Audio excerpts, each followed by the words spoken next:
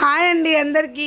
ఈరోజు పప్పు లేకుండా సాంబార్ ఎలా చేయాలో చూపిస్తానండి. ముందు ఒక 10 టమాటోస్ కట్ చేసుకోవాలి, 2 ఆనియన్స్ కట్ చేసుకోవాలి, 6 పచ్చిమిరపకాయలు పక్కన పెట్టుకొని ఇట్లా ప్లేట్లో పక్కన పెట్టుకోండి.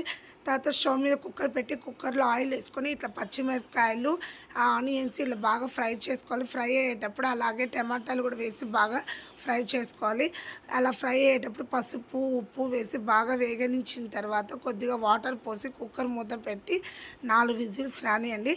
వచ్చిన తర్వాత ఆ వాటర్ని ఇలా సపరేట్ చేసుకొని ఉంచుకోవాలండి. తర్వాత ఆనియన్ టమాటా చల్లార్చుకోండి.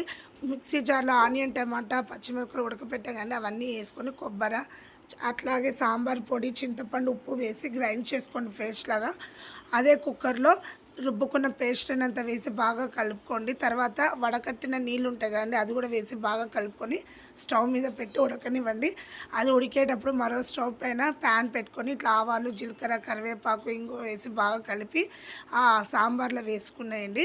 తర్వాత కొద్దిగా బెల్లం వేసుకోండి. బెల్లం వేసుకున్నాక టేస్ట్ చూడండి, ఉప్పు కారం తక్కువ అనిపిస్తే వేసుకోవచ్చు. అంతే అండి, ఎంతో టేస్టీ సాంబార్ రెడీ. ఇలా సాంబార్ రెడీ అయినాక ఒక కప్పులో ఇడ్లీ తీసుకొని ఇలా సాంబార్ పోసుకొని తింటే చాలా బాగుంటుందండి. Thanks for watching.